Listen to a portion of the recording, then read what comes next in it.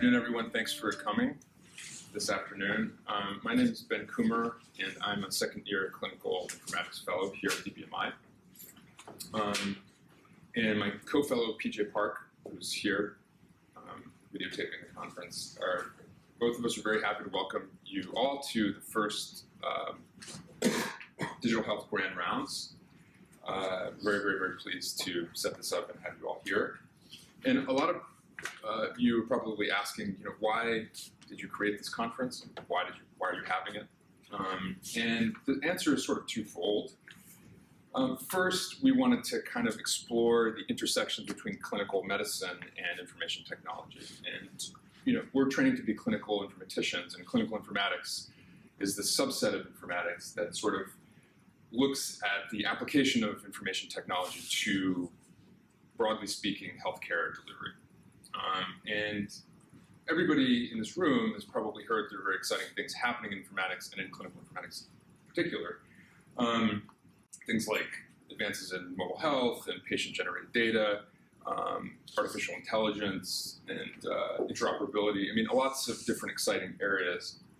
And we sort of wanted to bring this discussion to DBMI, but also to the medical center community at large. And that kind of brings me to the second reason why we're doing this, which is sort of to close an information gap. I think we have a lot of people represented here today. We have medical students, we have residents, we have fellows, we have clinicians, physicians, we have epidemiologists, we have informatics researchers, MA students, and PhD students, operations people. We have a broad sort of spectrum of people represented here, and that's really the spirit of what we're trying to do here, is to bring lots of people together around sort of an applied framework. So I do have to do my public service announcement, which is to sign in and put your names down and your social security numbers and things like that.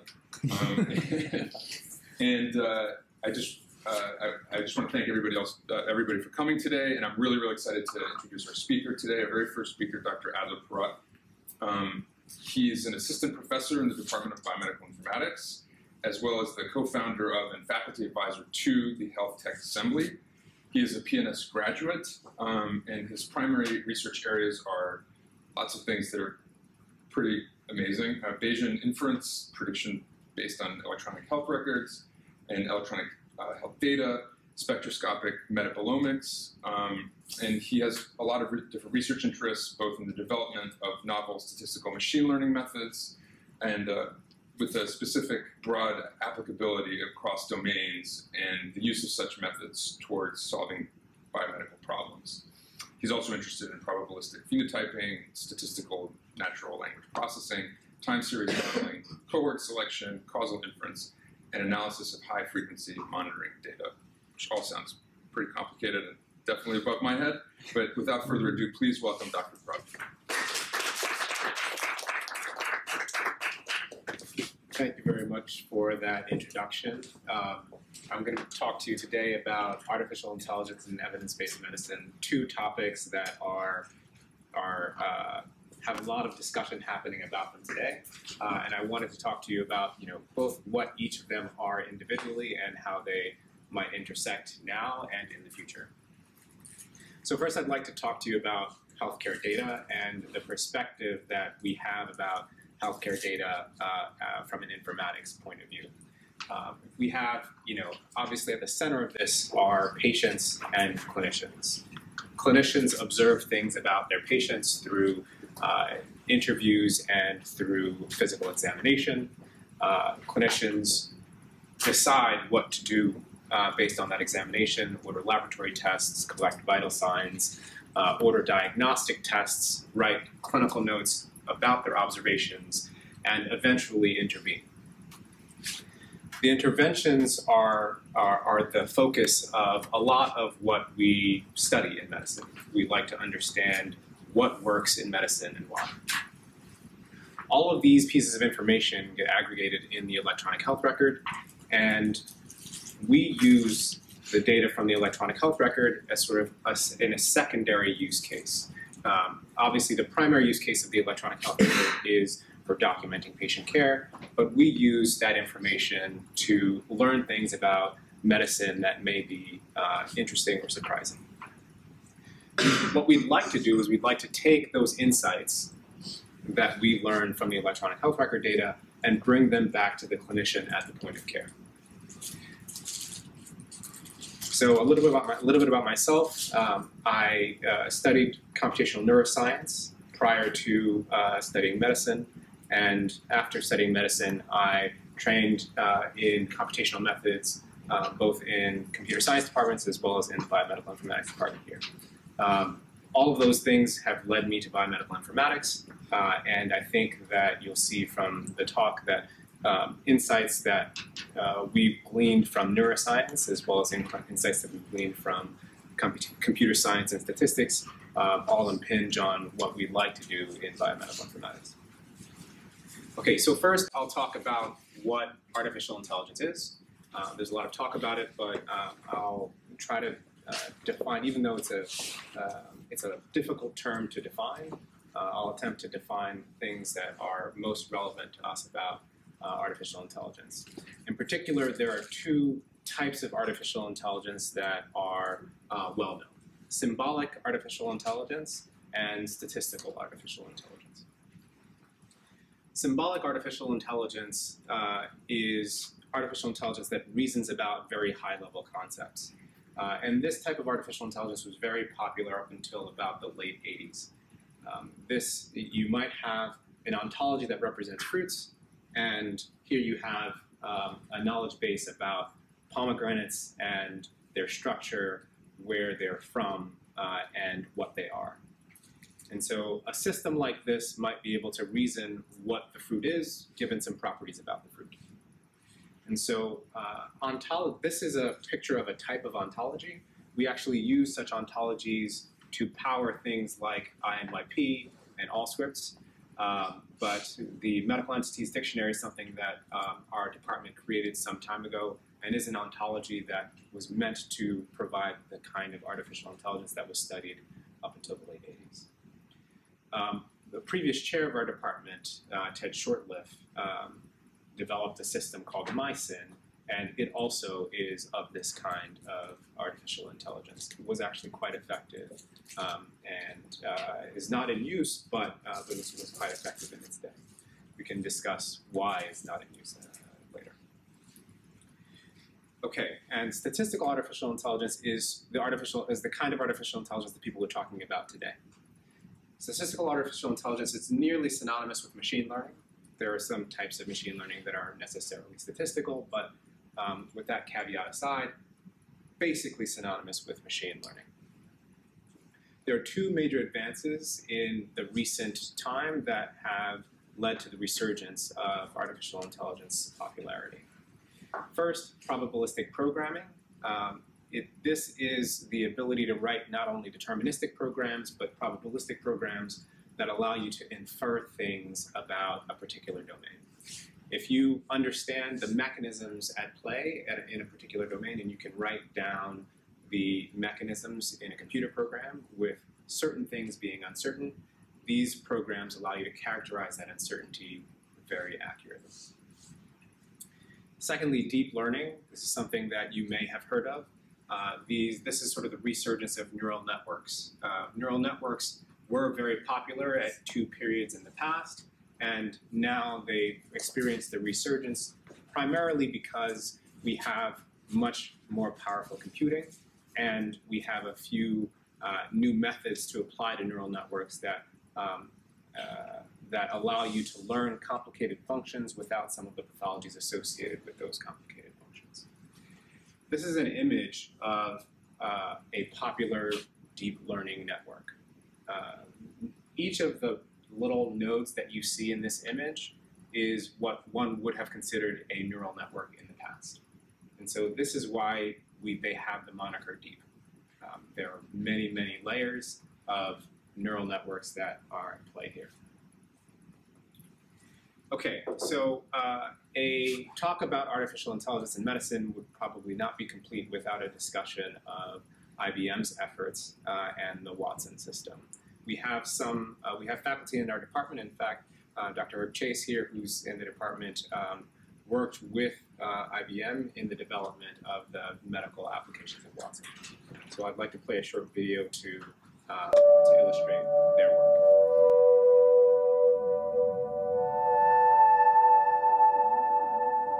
Now the last clue. Even a broken one of these on your wall is right twice a day. Watson. What is clock? Clock is correct. And with that, you move up to 23,440. 18,200 for Ken, 5,600 for Brad. Let me sort of look at how Watson works on the inside. So this is sort of peeling back, opening the hood, if you will. And Watson gets the question, and when it gets it, it tries to sort of break it down and analyze it. So the way you might do in high school or college, I should say probably high school or grammar school is dissect the question, figure out what are the parts of speech, where's the verb, where's the subject, where's the object, prepositional phrase, do all of that. And Watson tries to do that too with algorithms called parsers. And then it'll look at and try to identify things semantically, like what are the places, who are the people, what are the events, and how are they related. And then after it does that, it generates many, many searches based on what it thinks it understood the question's asking about.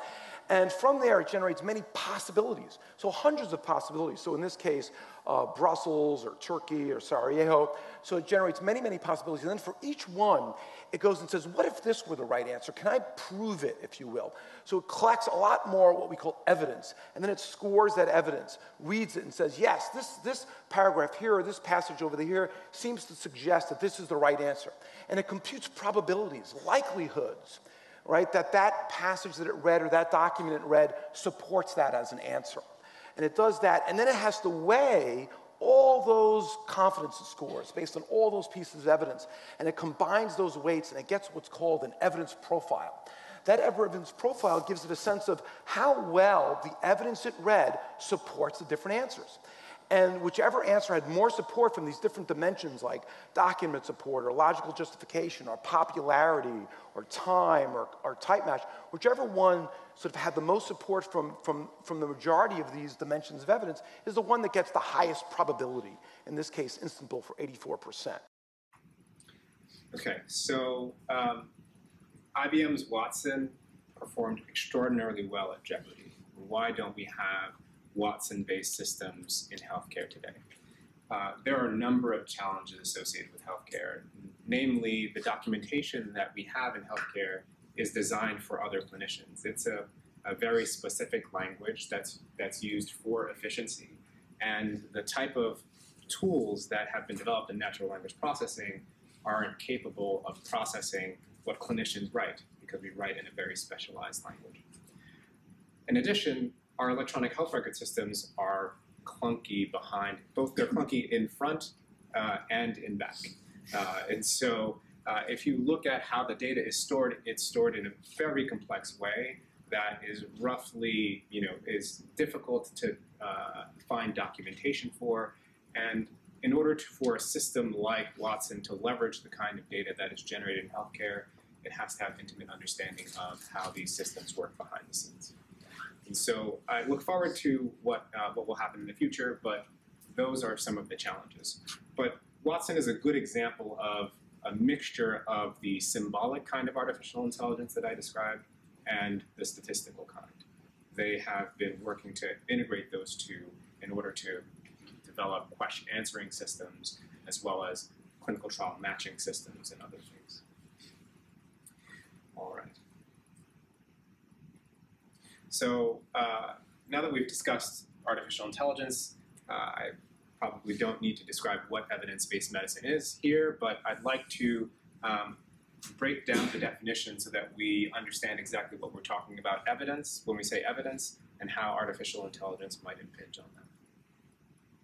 Okay, so our questions are what exactly we mean when we say evidence, whether AI can learn evidence from existing data, whether AI can create new evidence by collecting data, and whether AI can effectively apply evidence. So the Institute of Medicine defined evidence-based medicine as medicine that where the decisions that shape the health and healthcare of Americans by patients, providers, payers, and policymakers alike will be grounded on a reliable evidence base, will account appropriately for individual variation in patient needs, and will support the generation of new insights on clinical effectiveness. one of the interesting things about this definition is that it has sort of a learning healthcare system bent built in. The idea that evidence-based medicine should support the generation of new insights, it means that evidence-based medicine should both utilize evidence in the practice of medicine, but also facilitate the generation of new evidence. So given that evidence is on both sides, the logical question is, what is that evidence that one should be using in practice and one should generate as a result of practice?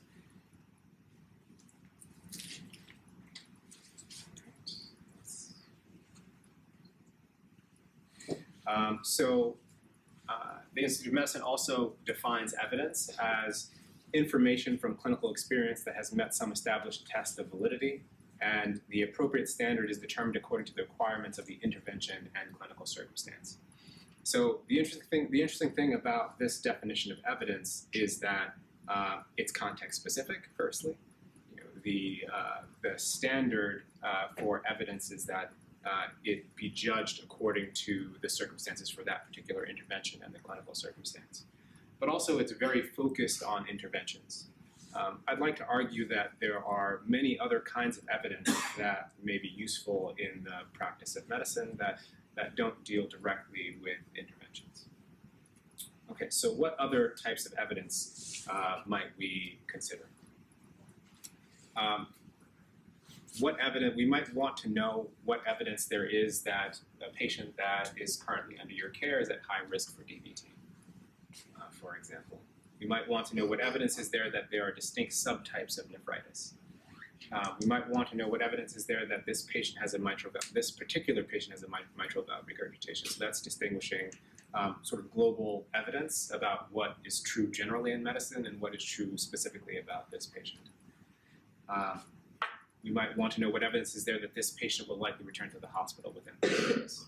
And that's a question that has policy implications, or policy has really developed that question because reimbursement has been tied to this kind of question about evidence. So with that sort of slightly broadened definition of evidence in mind, let's talk about the intersection of artificial intelligence and medicine. And to talk about this, I'd like to define two terms. These are terms that I've defined for the purposes of this talk: operational AI and interventional AI, because I think that this kind of distinction is important for medicine. We have a lot of work in medicine that has been focusing on observational artificial intelligence.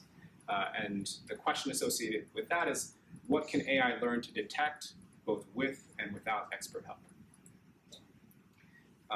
The question that's answered by interventional AI is, what can AI learn to do well essentially on its own? So first, let's talk about observational AI.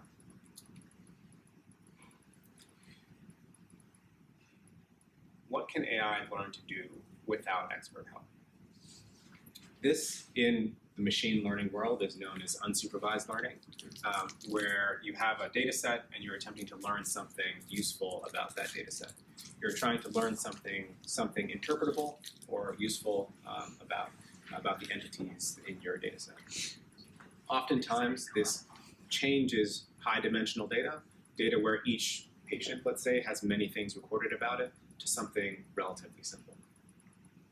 And so the kinds of questions that this kind of artificial intelligence is designed to answer are these. How many types of patients are there and what are their characteristics if you have a cohort? How many active conditions does this patient have and what are the characteristics of those conditions? How many different practice patterns are there for a given condition at a given institution? Are there genetically distinct groups in my population? And lastly, are there a small number of gene expression profiles that explain differences in a population of cells? All these questions are questions that, that can be answered from the data alone without expert labeling. So I'll give you some examples of what I'm calling observational artificial intelligence. The first is something that we've been working on in the department called the phenome model. This model takes both structured and unstructured data about patients, think laboratory tests, medication orders, clinical notes, as well as the diagnoses that are used for billing, and attempts to abstract from that what are the kinds of conditions that patients appear with and what are the properties of those conditions. Without any labeling whatsoever, the model identifies themes that frequently occur across patients, essentially things that correlate within patient and across patient. And so the model learns things such as a phenotype for diabetes, a phenotype for heart failure, and a phenotype for depression. In addition, this model will also learn how each individual is composed of each of those phenotypes. So I'll give you a specific example of a phenotype in the next slide. So this is a phenotype that was learned from the data at New York Presbyterian that captures the idea of lupus. All of the terms in purple are terms from the clinical notes that were extracted in association with this phenotype. All of the terms in black are medications that were ordered for these patients. All the terms in green are laboratory tests that were ordered, and all the terms in blue are the diagnosis codes that are often assigned. And so obviously these things don't happen in isolation for any given patient. We consider each patient a mixture of these entities, and the task here is to extract what exactly those entities are without any supervision. Now the clinicians in the audience will note that antimalarials are in the list of medications that are ordered, but there are antimalarials, the class of antimalarials are very effective in treating lupus as well. Okay. The second example is some work done by our colleagues at Mount Sinai called Deep Patient.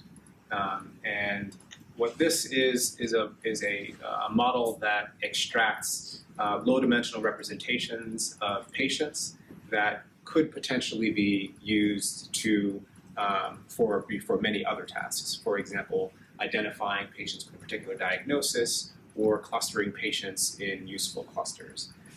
And this also uses many of the same kinds of observations that we used in our study.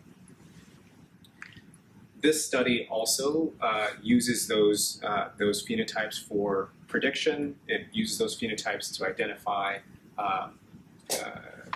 genetic pathways that are significantly enriched for those groups, and a few other things.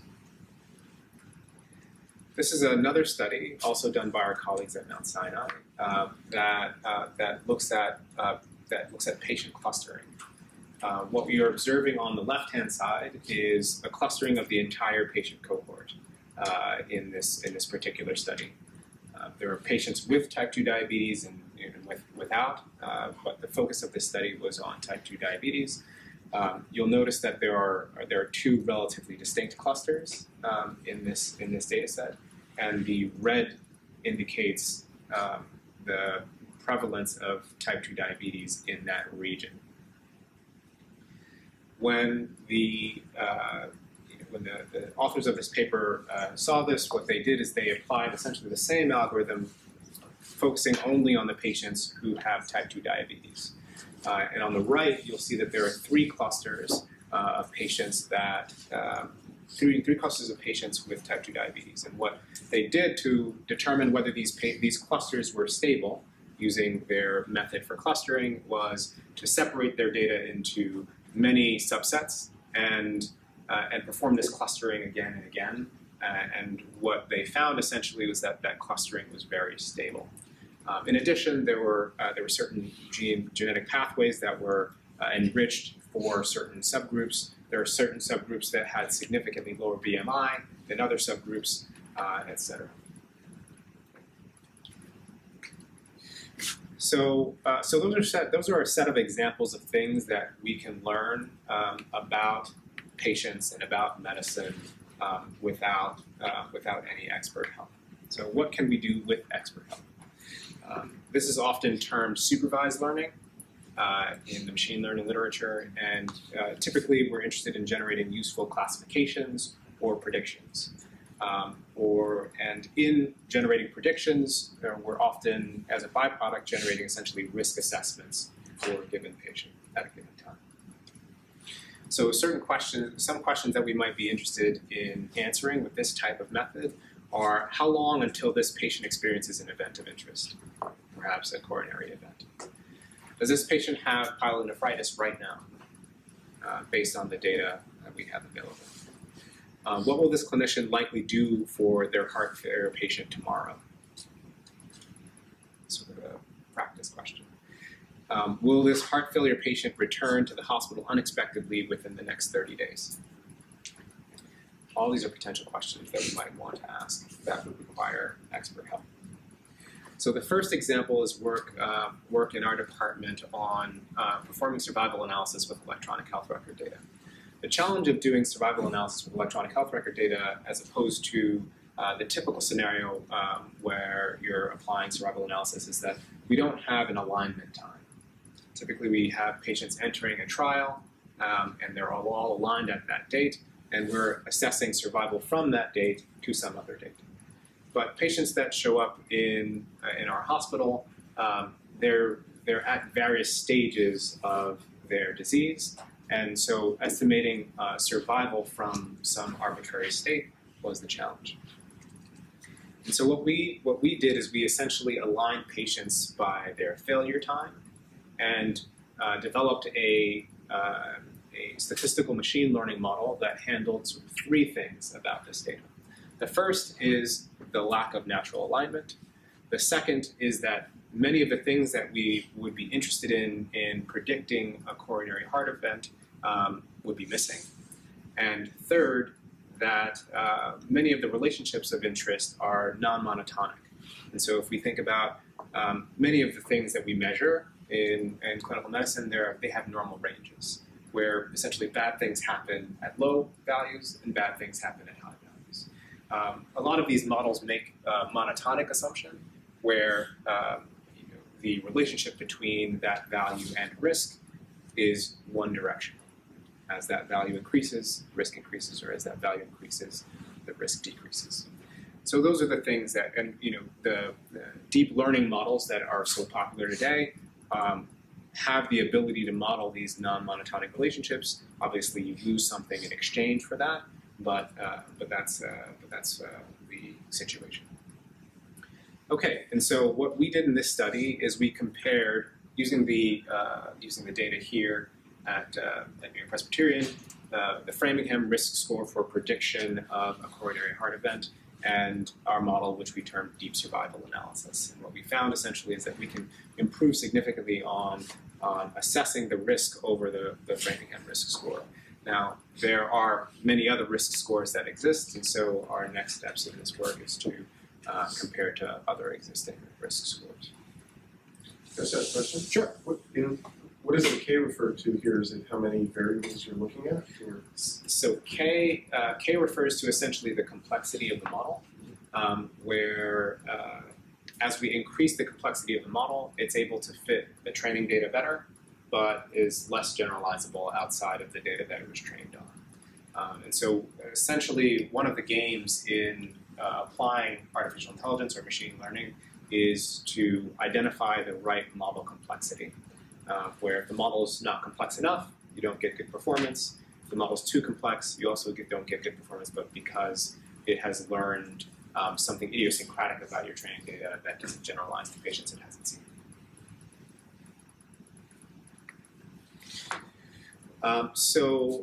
There was a recent paper, relatively high-profile paper in JAMA on the detection of diabetic retinopathy. And this work essentially took a very large set of fundoscopic images and assessed whether there existed diabetic retinopathy. Where they had many clinicians review over 100,000 images. Subsequently, the authors of this paper trained a deep neural network to identify whether there existed evidence of diabetic retinopathy in an image or not. And what they were essentially able to show is that they were able to essentially match the performance of clinicians in identifying whether there existed evidence for diabetic retinopathy based solely on the fundoscopic image, no clinical data whatsoever. An AUC of 99.1, it's difficult to obtain better AUC than that. And this is on validation set data. All right. There was also a recent from a related group studying breast cancer metastases. This work is unpublished, so there are some questions about there are some limitations with the study, but nonetheless, this work was focused on looking at sentinel lymph nodes and whole slide images, attempting to identify on a pixel-by-pixel basis in a gigapixel image whether there existed evidence for a metastasis in that particular region. And this is a laborious task that pathologists do, and in order to identify whether there exists a metastasis or not. And what essentially they were able to find is that they were able to model essentially a pathologist's performance quite well, 92.4% sensitivity at 8 false positives, in identifying all of the regions of interest with metastasis. At the top, you'll see on the left-hand side the stained tissue. The next image is the gold standard labeling for a cancerous tissue, and the last 3 images are the predictions made by the algorithm, where it identified on the bottom left some tissue that is potentially cancerous. Okay, some work that we've done recently is looking at chronic kidney disease risk prediction. Sorry. What we did in this study is we attempted to look at patients who came into the AIM clinic in particular and qualified for the definition of stage 3 chronic kidney disease. And we wanted to know whether we could predict who from that point would develop stage 4 chronic kidney disease, utilizing machine learning to essentially synthesize that patient's history up until that point. And so what we did is we used clinical notes, laboratory tests, demographics, and we built a model that essentially assumed that that patient was moving in some trajectory of health. So if we assume, for example, in this case, in this sort of caricature, we have 2 dimensions where we might consider that patient's endocrine function on the y-axis and their cardiac function on the x-axis. And we, based on the observations that we made, both the notes and the laboratory tests, that patient moves through that latent space. This is what we assume. And we learn both the properties of that latent space, and we learn where an individual patient is in that latent space. So what this does is this allows us to make comparisons between patients that have very different observations, but those observations roughly mean the same thing. And so we put them in this latent space where their observations may be very different, but their locations in that latent space may be very similar. Also, given the sparsity of the data that we collect, this allows us to connect the dots between visits, connect the dots between measurements. And what we do is we essentially take the patient's state at stage 3 CKD diagnosis. We take the parameters from this model that indicate where this patient is in this latent state, and we predict whether that patient will develop stage 4 chronic kidney disease sooner or later. Based on a measure of concordance, and as we compare to a standard model that is a traditional cost proportional hazards model, looking at the variables that you would expect to look at, EGFR, demographics, and age, we have significantly higher concordance. Concordance is roughly interpreted in the same way as AUC. Another example that I'd like to highlight is diagnosis detection. In particular, we're thinking about natural language processing here. This is essentially state-of-the-art statistical natural language processing that involves a hierarchical set of neural networks, a hierarchical set of recurrent neural networks in particular, that are able to both tell you whether there's evidence for a diagnosis in a particular note, as well as highlight the sentences and or terms that provide evidence for that diagnosis. And so this is work done by some of my colleagues in the department here. And so you'll see on the left-hand side, this is a note. For a patient with congestive heart failure, and the black bar on the left-hand side indicates which sentence has the most evidence to support that claim. And on the right-hand side, there's a patient with a traumatic pneumothorax, and that's the diagnosis of interest. It highlights both the terms and the sentences that provide evidence to support that diagnosis.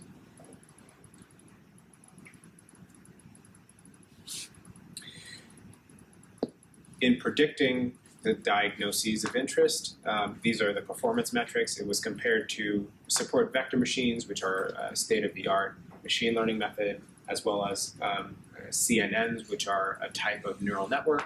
And the neural network that we describe here is called a hierarchical attention gated recurrence unit network. None of those things matter that much, but it is a neural network that allows you to gain insight into what it's doing as well as predict well.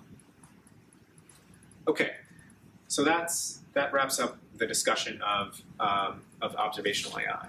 I want to turn to a discussion of interventional AI, and I term this the future because we don't really have interventional AI. We barely have observational AI. It's sort of a research area, but we would like to see some of the products of this work integrated into clinical practice.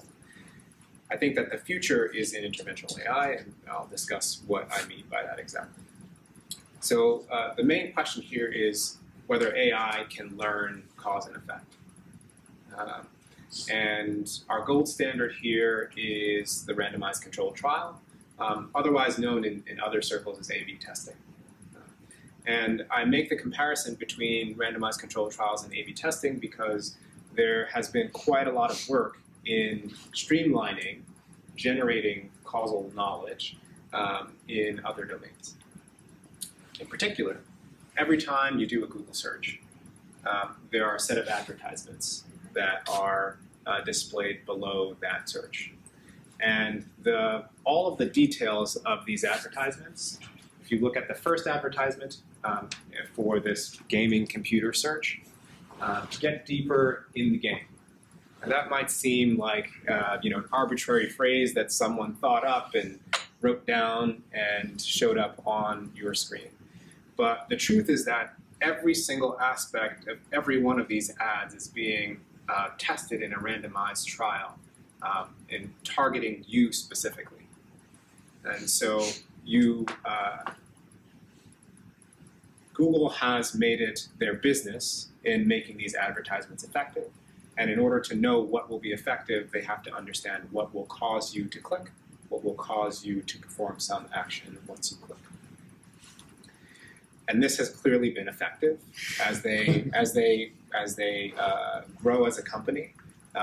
Their main business continues to be advertisement, and the main mechanism for providing effectiveness of this advertising is causal inference and other methods that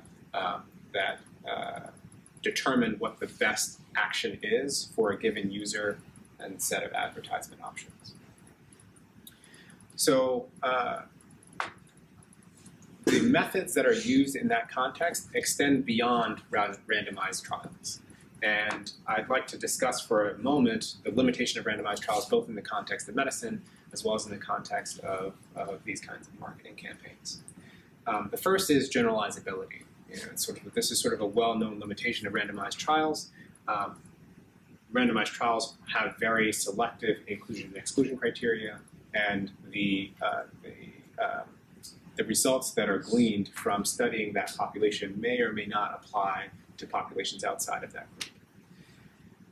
There's the cost. The cost of initiating and executing one of these clinical trials is enormous. And lastly, one that's kind of overlooked is the combinatorial explosion involved in testing all the things that we may be interested in testing. There may be, if you have a series of 10 medications that are prescribed in order, the number of possible combinations of orders that you could potentially prescribe them in is way too many to be tested in any clinical trial. And that's just one example. And there are many examples where just the number of things that you may want to test, let alone in sequence, exceeds our ability to study. So let's change our perspective on the question. Let's change our perspective on the question from whether AI can learn causes and effects to what can AI learn to do well. Because if AI can learn to present you advertisements well, presumably it's understood something implicitly about causes and effects. So this area of study in machine learning, this is a well-developed area of study, and it's typically casted in a setting where you have a well-defined objective for this agent that is learning to do something. It exists in some complex environment. There's no teacher, and there's implicit rather than explicit causal inference going on. You're not discovering that something causes something else. You're discovering that this action will eventually lead to something of interest. And so the question of interest here is maybe what sequence of interventions would maximize quality-adjusted life years for lung cancer in patient X, for example. So this field is called reinforcement learning, and it like the other fields of machine learning, is experiencing a resurgence. And it is one where you have an agent. That agent performs some action in an environment, and that action in the environment is then interpreted. A reward is given or not given to that agent, and the new state of the environment is provided to that agent. This is the loop that agent exists in, and that agent's goal is to essentially maximize its expected future reward.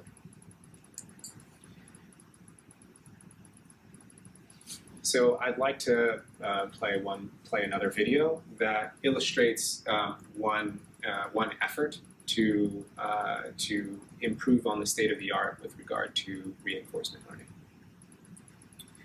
So this is a reinforcement learning algorithm that is learning to play the game of Pong. Those of you who have played the game of Pong know the joys. But this algorithm, as you can see, is doing pretty terribly early on. After 200 training iterations, it fails pretty frequently.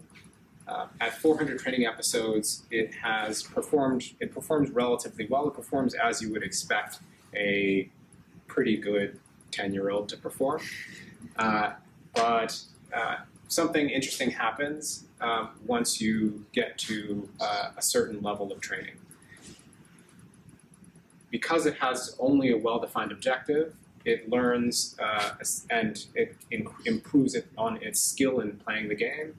It learns the most effective strategy for achieving its objective. It digs a tunnel and has the Pong bounce on top to score the maximal score given the objective. All right. So this is an example. This is a good example of reinforcement learning, and I'd like to ask you to use your imagination to understand how it is that this kind of thing is applicable in medicine. This environment is a well-controlled environment, but still relatively complex. You have to understand something about how the Pong ball moves, what are the actions that you can take, and how the current state of the environment relates to the current state of the Pong ball. There are lots of things to take into consideration, even though it looks like a relatively simple game. And so I'd like to play one more video that illustrates to you the state of the art with respect to reinforcement learning and how it might impinge on healthcare.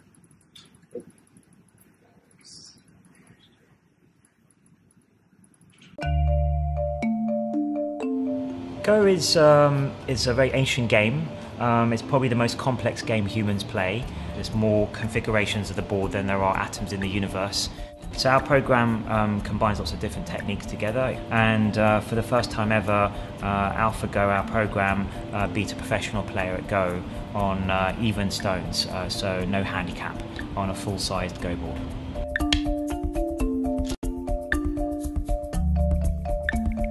If you look at the board, there are hundreds of different places that this stone can be placed down, and hundreds of different ways that white can respond to each one of those moves, hundreds of ways that black can respond in turn to white's moves, and you get this enormous search tree with hundreds times hundreds times hundreds of possibilities.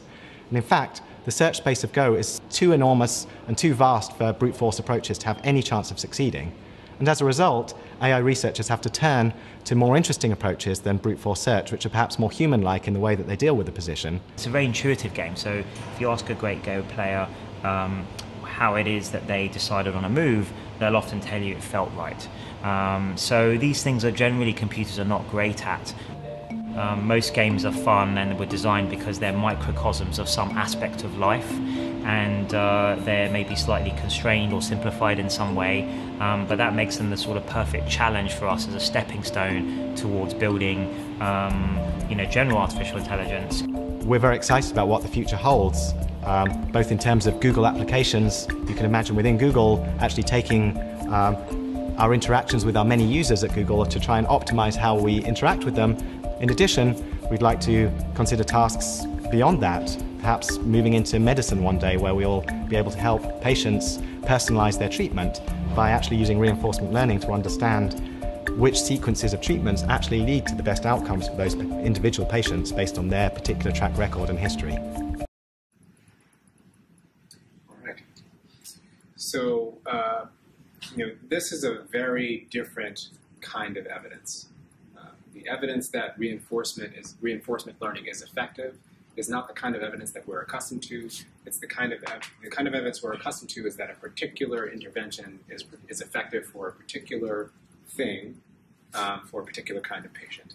The kind of evidence that we have from reinforcement learning is that there is a program that is effective at increasing reward as defined in some way.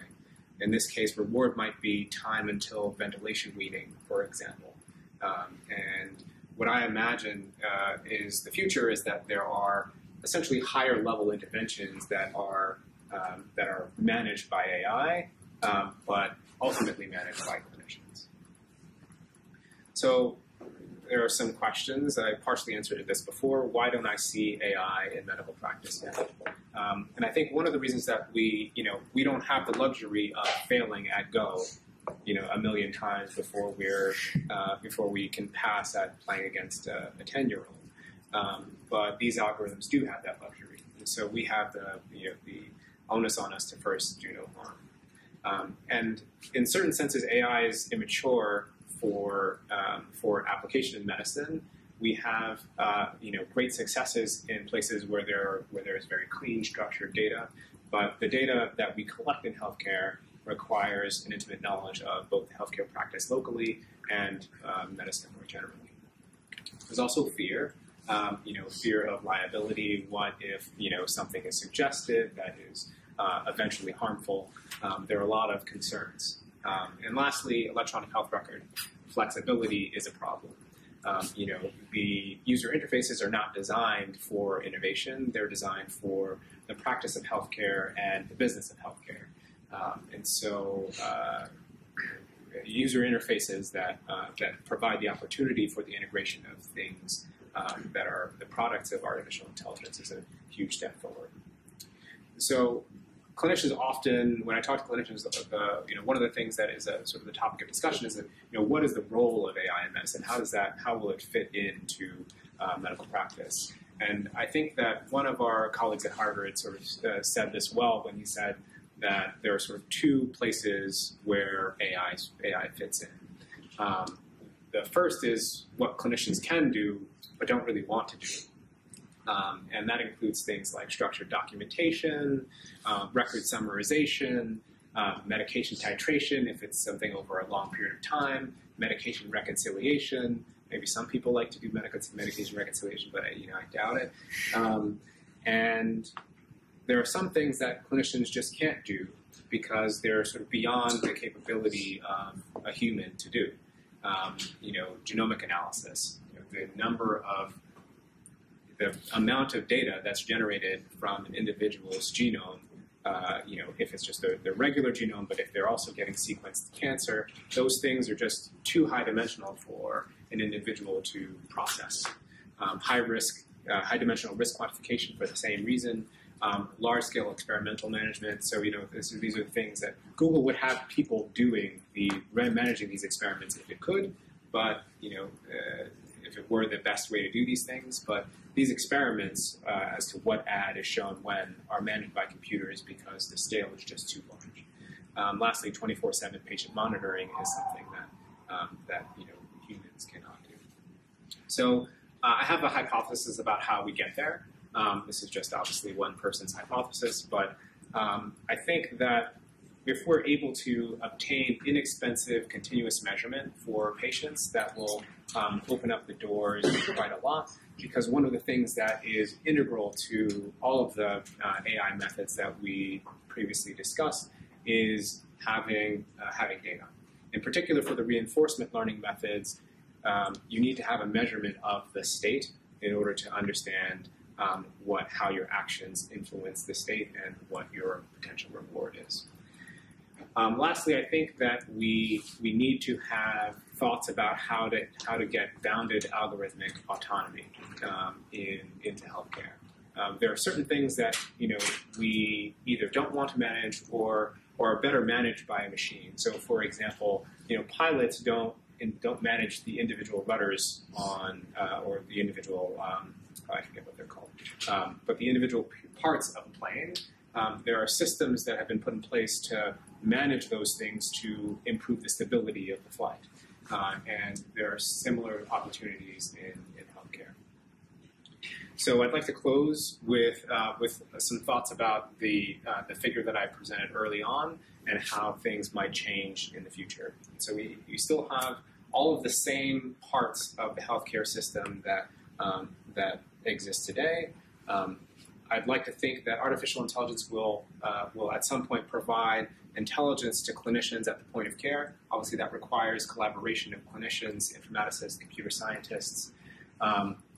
We'll have relatively cheap continuous monitoring of patients that provide data to these algorithms on a continuous basis. Clinicians will provide interventions that are managed by artificial intelligence systems, and those systems will act directly on patients. I think that this is a picture that I imagine to exist in some time, but I do not believe that artificial intelligence systems will replace clinicians. I think that's an absurd kind of thought, but is one that is often discussed. So, thank you, and if you have any questions, I'd be glad to.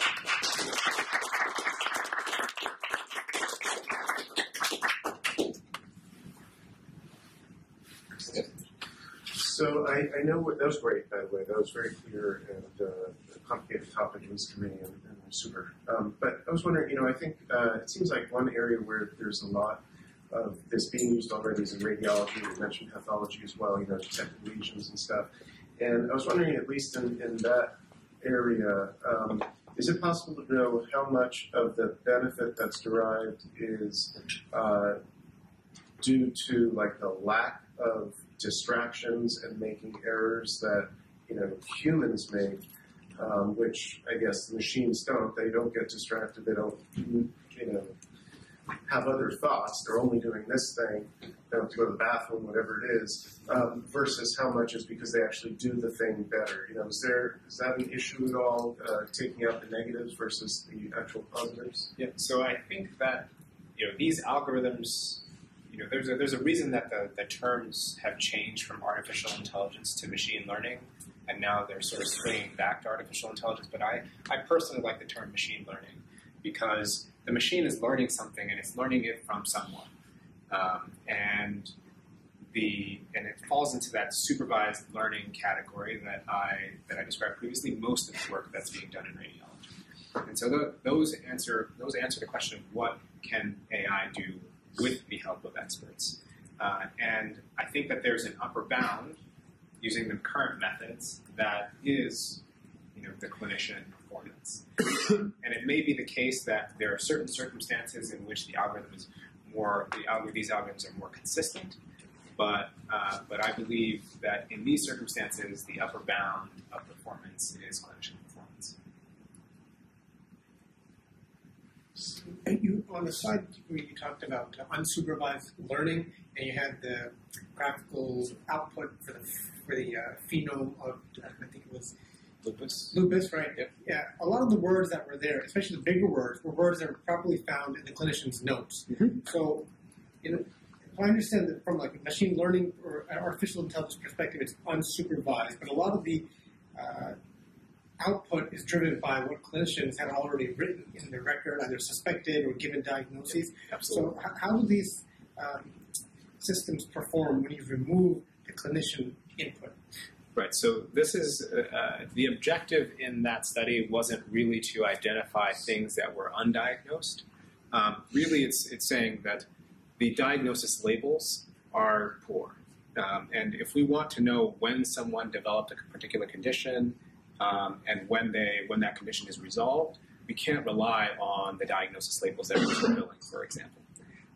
And those pieces of information are useful because the timing of the onset of a particular condition and the timing of the administration of a medication, for example, is important in trying to infer whether there's a causal relationship there.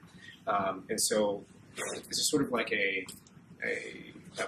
this is machine learning trying to infer something about the record that clinicians already know. And if we could have an army of clinicians labeling all the records as to who has what condition when, we wouldn't need this. But this is sort of that's sort of the objective. Yes. A question about, so I'm not as familiar with kind of reinforcement learning, but it seems like a really interesting process in sort of building on sort of what you were saying about neural networks. How do you think about extracting useful information about the models, not just about sort of the patient? So if you have a neural network that's collapsing sort of inputs onto sort of hidden layers and you're not sure what the variables are that you're looking at, I mean, it seems like you're missing a great opportunity to sort of shed light on the pathogenesis of disease, or if you're doing reinforcement learning and it comes out with sort of a big process that's shown to achieve a goal, without sort of determining where the pivot points are along that process. How do you think about sort of extracting useful information from those models? I don't know if that's available to you. Absolutely. There is a very important question there because, we are scientists. In addition to, we're at an academic medical center. We're interested in the truth. These models that, perform well but don't provide any insight don't allow us to generate new hypotheses. I think that's essentially summarizing what you're saying. People are working on methods for making these models more interpretable, but it is an absolute limitation. And there's parallel work in the probabilistic programming literature that is very mechanism-based.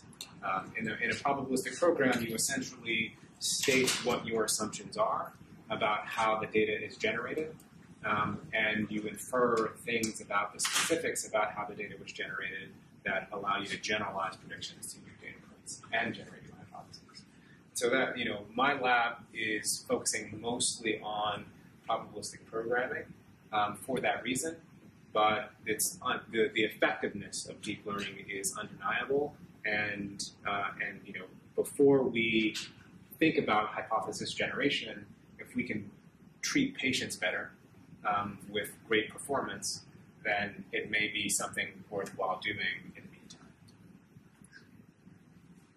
Yes. Just thinking about sort of current clinical practice, right? When you're saying the future is interventional AI, but I guess I'm a little bit unclear as to how we define AI. So when I think of EKGs, right, the software there, I'm assuming that that doesn't count under AI sort of deep learning. Is that just a set of rules that's followed, or?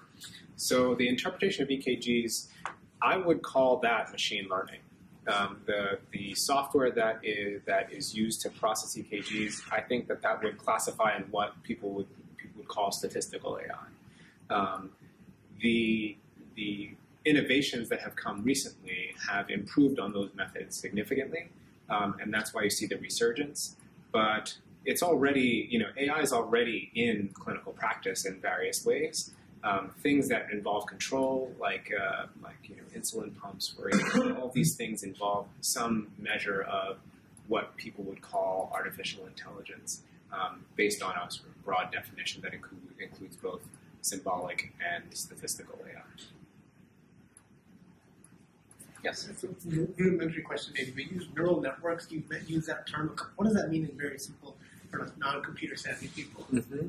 So neural networks are it's essentially a function where you can take a set of inputs, and that function is decomposed into a set of very simple functions that simulate neurons. And that's why they're called neural networks. There are a lot of things about them that are not biologically plausible, which is why people call them neural networks and don't really focus so much on the relation to the brain. But you have the general idea of lots of very, very simple things together modeling some very complicated relationship between some input and some output. And so that's roughly, sort of broadly, what a neural network is.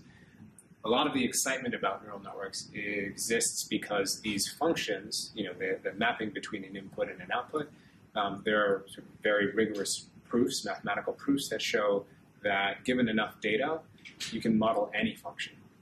There's like you can do anything essentially, but you need an infinite amount of data. And so a lot of the recent work in neural networks has allowed you to use large networks because essentially the methods that have been developed recently allow you to make similarly complicated, model similarly complicated relationships with much less data. And also the availability of data has increased. So that combination of things has led to a resurgence.